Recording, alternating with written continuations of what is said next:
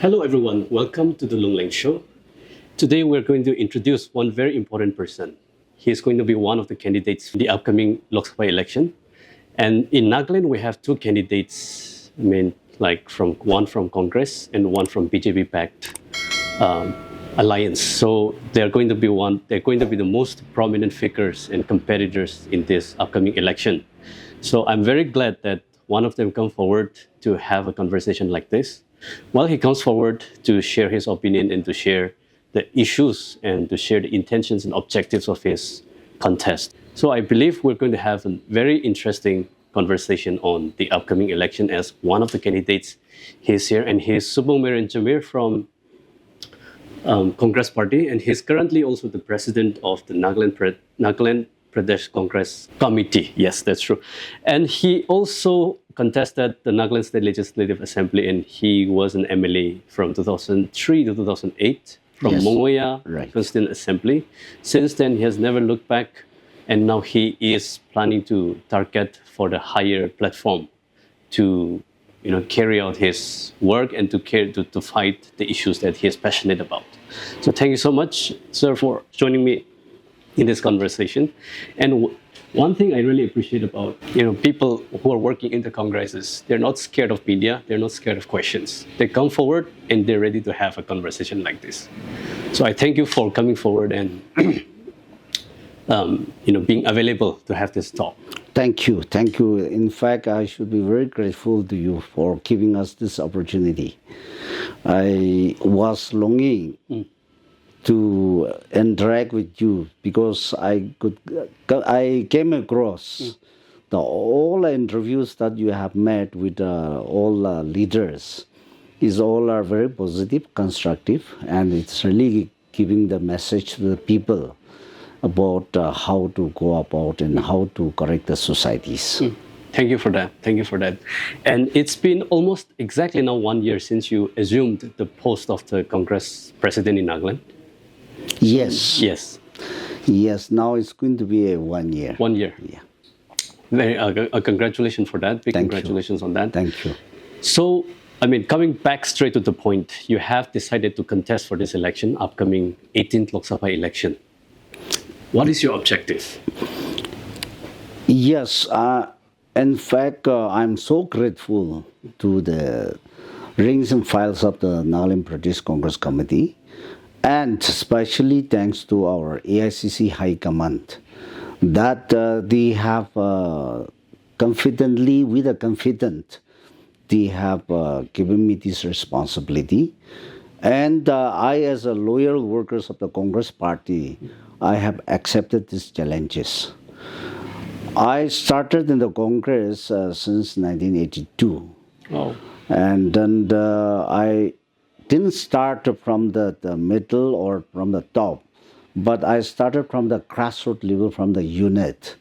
Then till now, with the principles of our Congress, I am very much dedicated, and I decided to serve the people in whatever in the capacity. So this time, since party ranks and files has given me this responsibility to reach out to the people, so I willingly accepted to be a candidate for the coming Lok Sabha elections. In fact, when we think about our people and the relations with the government of India in the center, these are state elections. Yes, 2023, the 60 constituency, that election is over, and then the people has given a mandate to the 60 MLAs. That the state scenario and its policies are different than the present coming Lok Sabha elections. One has to represent on behalf of the Naga people and represent in the name of the state in the parliament. So it's a very interesting. And why it is so interesting? Because we have to carry the message of our people's sentiments.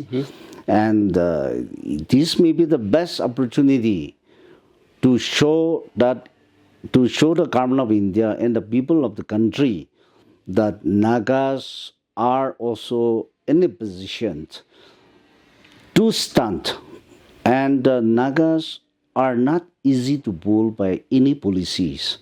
So the rigidness, the understanding has to be shared in the parliament.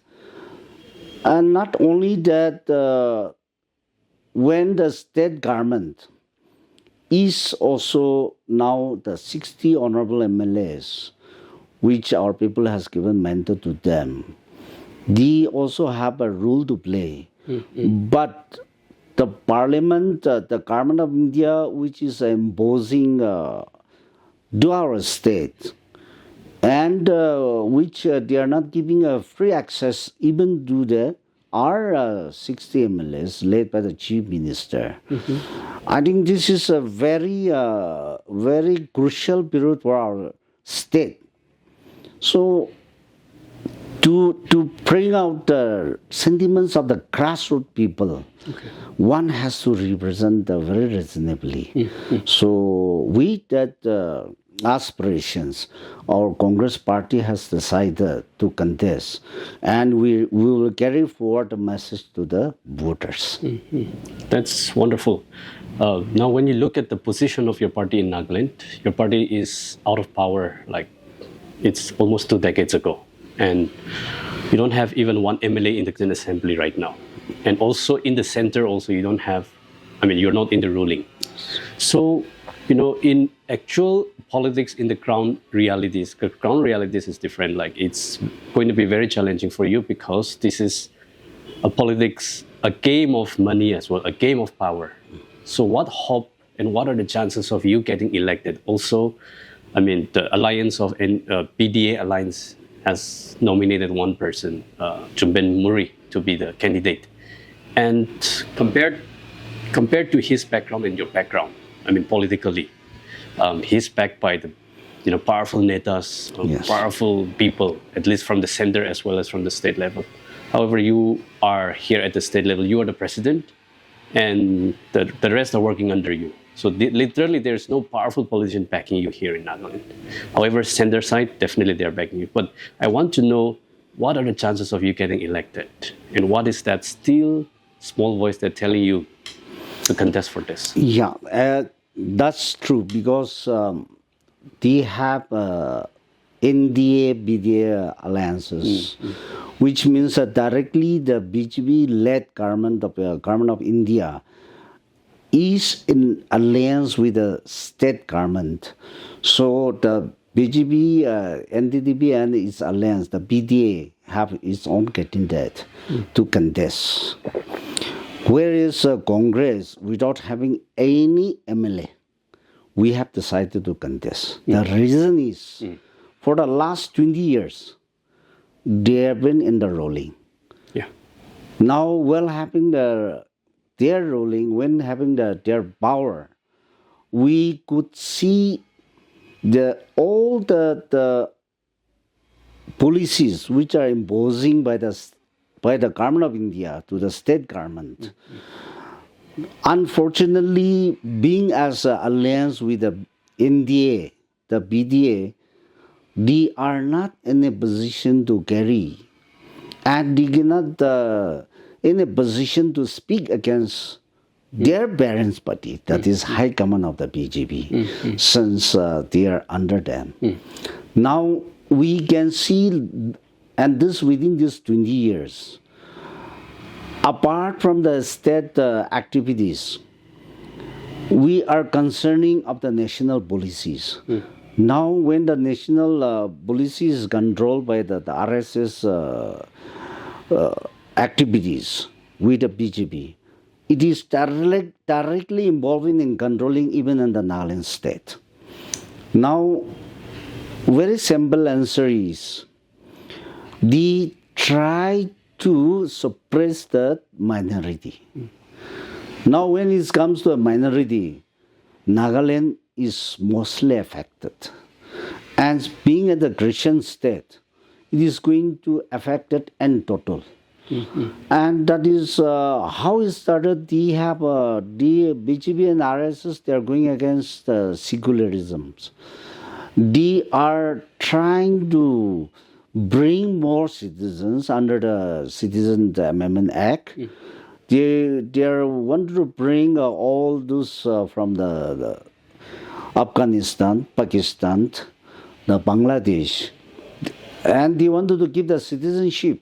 That India is there's no place to stay those citizens now, and state like Nagaland, this is the only way where the Indian government can send all those, and when the citizens of India are coming to the Nagaland state, even though we have that airline regulation is there, he cannot stop.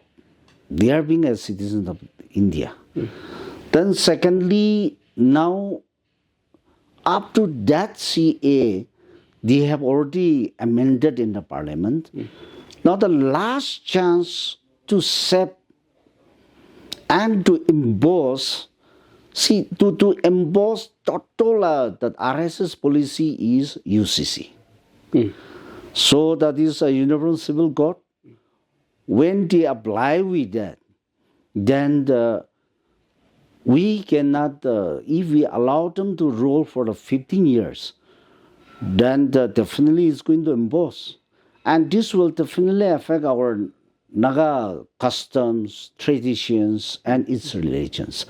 And not only the Nagas, but the whole minorities will be affected. We are talking about the Hinduism, but even the among the brothers of the Hindus, they really don't accept. Many of the sections of the Hindu are also not accepting the RSS policies, which is totally against the equality and secularism, which was met when the Indian got independent. It was never there. But now, with the coming of the Modi government, they have started embossing. Their main agenda was to build the Ram Temple in Ayodhya. It is already built. The second agenda was a CA. It is already amended. Only the UCC is left. Now, Nagaland as a state, as a Christian state, and so on behalf of the minorities, Congress has to voice against this, and then once people give the mandate, then definitely we're going to voice in the parliament. And secondly, 60 of them are there, no doubt. 60 of them of the elected members of oppositionless government.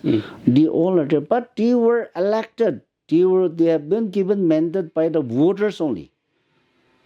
Now it's up to the voters whether our voters is willing to cast their vote. The BDA government, which is in alliance with the BJP, whether our 60 elected members, voters, whether they have the conscience to accept. But I have a great hope that the voters are wiser enough. And they know very well that with their one precious vote, the issues which is in our doorsteps can be stopped. And if our voters are not consciously vote, then the UCC is sure to emboss in our state, in the country. So even our 60 elected MLAs, since they are given mandate by the people, I feel and I have a great hope, led by the Chief Minister, they will definitely come forward. They will come forward to support the sentiments and to protect the people of our state by showing the resentment to the BJP High Command. Okay, so now you have cited a lot of issues that you are passionate about and that you are really, really concerned, like the CAA, Ram Temple construction, starting from there, and now Uniform Civil Code is the only thing that BJP had not done. They have abrogated 370 article of Jammu and Kashmir. Right. There is high chance of BJP easily abrogating 371A related to Nagaland also when they become so powerful. So there's nothing they cannot do at this moment. Yes. So what is one thing that you're going to promise to the voters of Nagaland if you get elected, that you will deliver this? If you have to tell the voters or tell the audience in our channel, like what is one thing that you would like to promise them? The Nagaland state, inception of the Nagaland state, we have given this Article 371A, which is the backbone of the state to safeguard the welfare of our aspirations of the people, which is cover everything. Now, Government of India is also very much aware of it. And a very simple problems which even the Government of India is creating about the natural resources in our state. We are saying that we have this Article 371A, which is protected even the land and its resources. But the Government of India is trying to take away even the rights.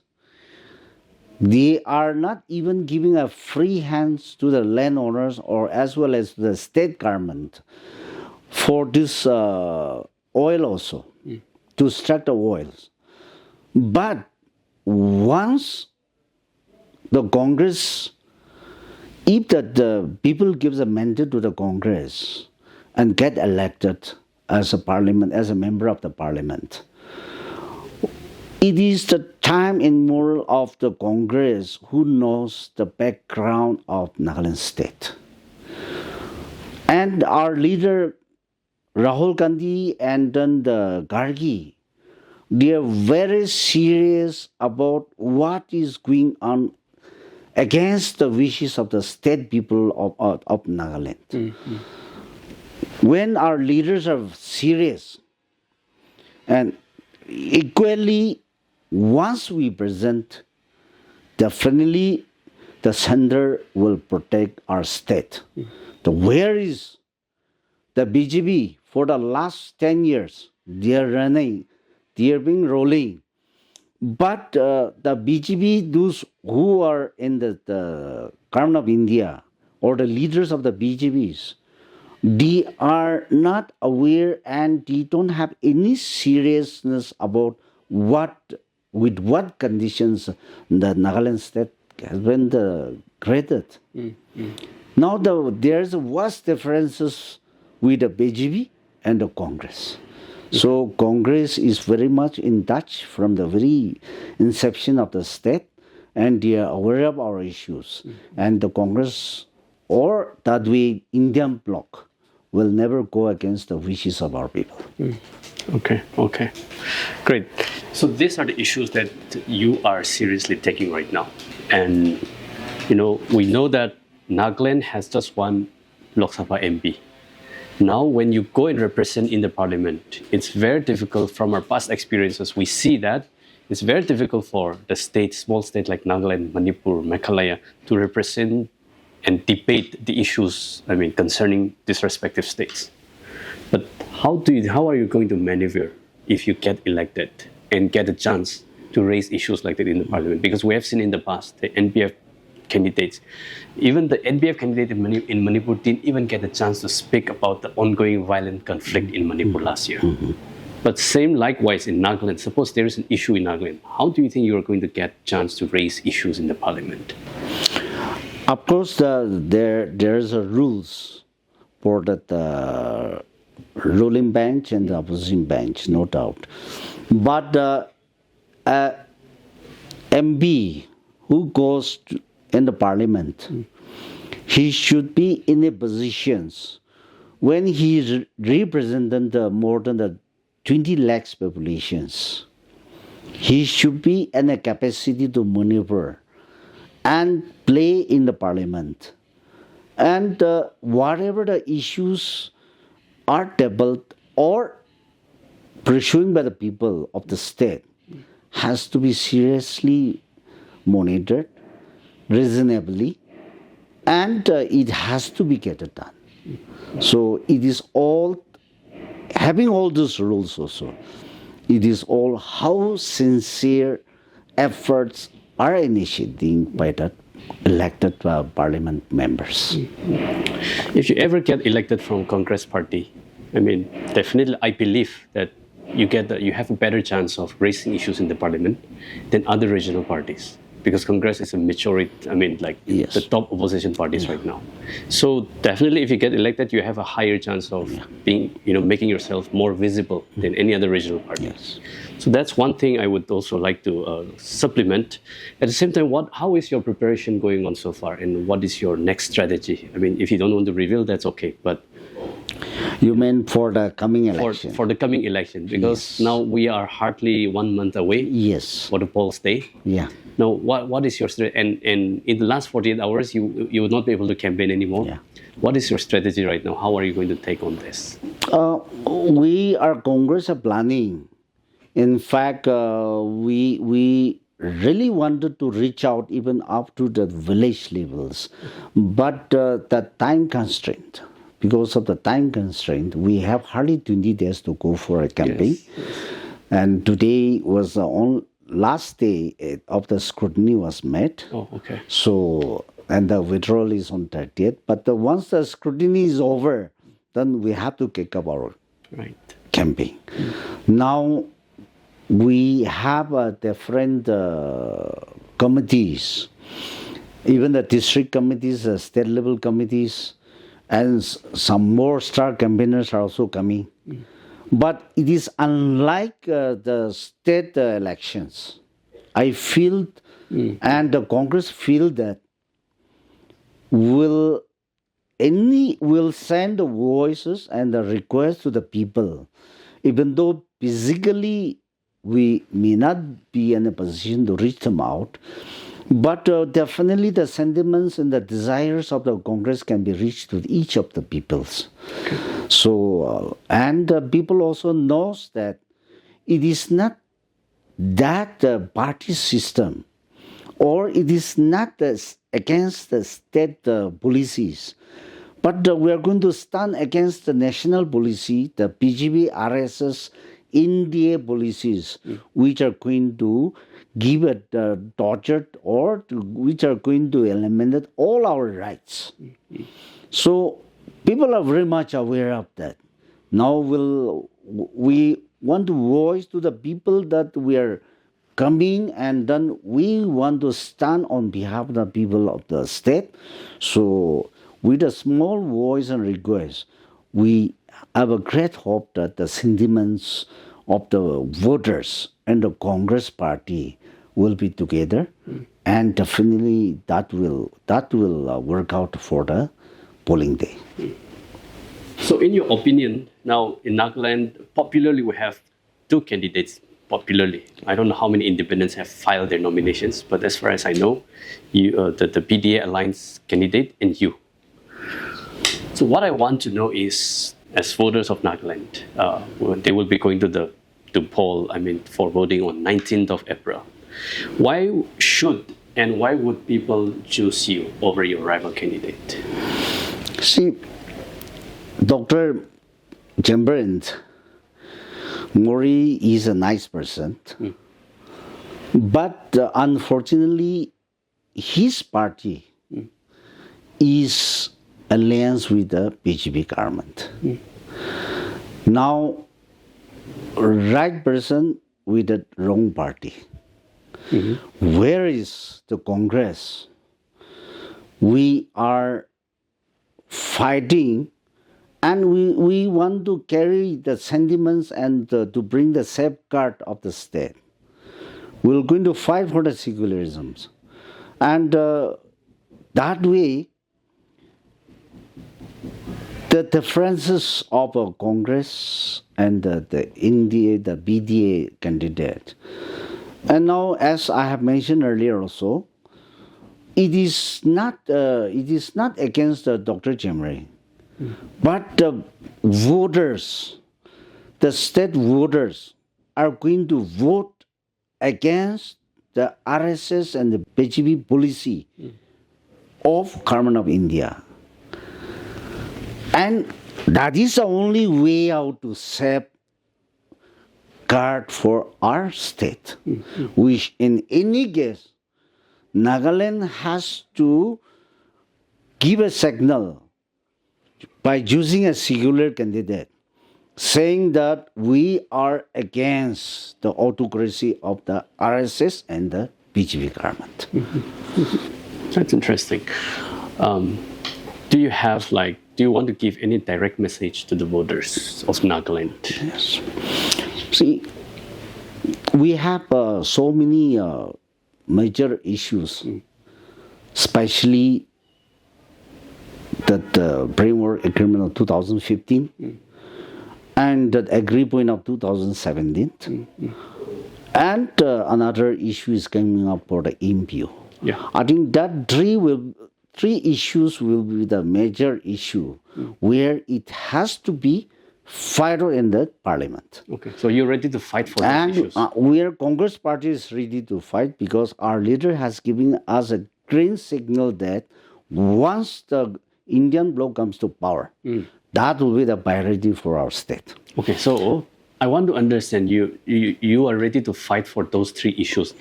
Meaning, what do you exactly mean? Are you going to fight so that those two agreements are implemented and ANBO issues are resolved? That way, once the issue has been brought, there should be a solutions. Okay. So the government of India has accepted, made an agreement, and the proposals of the EMBO issue also has been made by the government of India. Yes. So when the government of India having intentions, but the government of India has made all this without solutions. The BJP government, without having any solution, they have committed to our people. But the Indian bloc will definitely come up with the solutions. And then we have the Rahul Gandhi has given the job guarantees for the state, and especially for the women, he has given to guarantee, and then for the youth, the educated youth unemployed also. So, and the Indian bloc, as the Rahul Gandhi has given a clear message and giving the provisions. So once the Indian bloc comes to the power, definitely there will be a great change. There will be a great change in our state, and as dedicated, committed, once the people of the Nagaland gives a mandate to me as a secular candidate, I'll be the one who is going to fight in the parliament. And I'm very confident that the response also will be positive. Now, I'm very curious as to you say that the India bloc has given a green signal related to these issues. So what does that green signal mean? Has Rahul or the India bloc told you, or please make sure you guys get elected? If you guys get elected, and if we get elected, we'll resolve the Naga problems and we'll resolve the ENBO issues. Was that what they said? No. It was Rahul Gandhi ji. Yeah. When he came here for the yatra from Kozama up to Tuli, more than 200 kilometers, we were together.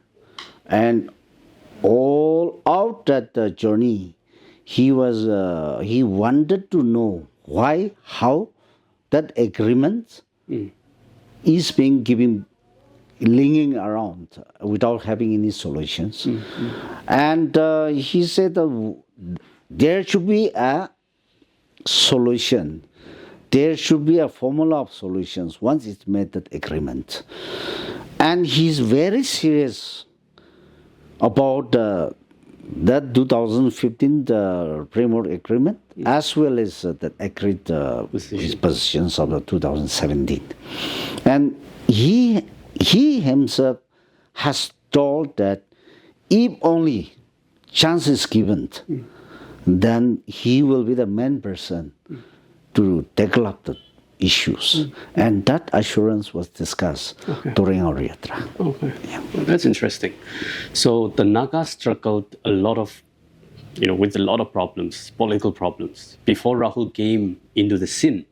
Now that Rahul has come into the scene, I mean, personally, I'm curious how he's going to really come out of it and start resolving a lot of issues. But fingers crossed. And now, on FNT, Frontier Nagaland Territory, what is the position or stance of your Congress party? In fact, their demands are genuine, and while acknowledging that the demands are genuine, definitely there is a formula to work out to solve the problems. Absolutely.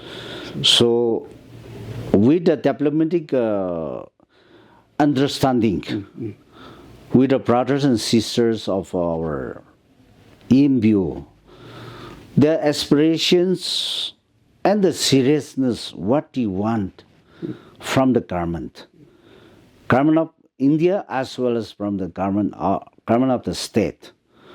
Once that communication gap brings and then together, definitely there is a solutions.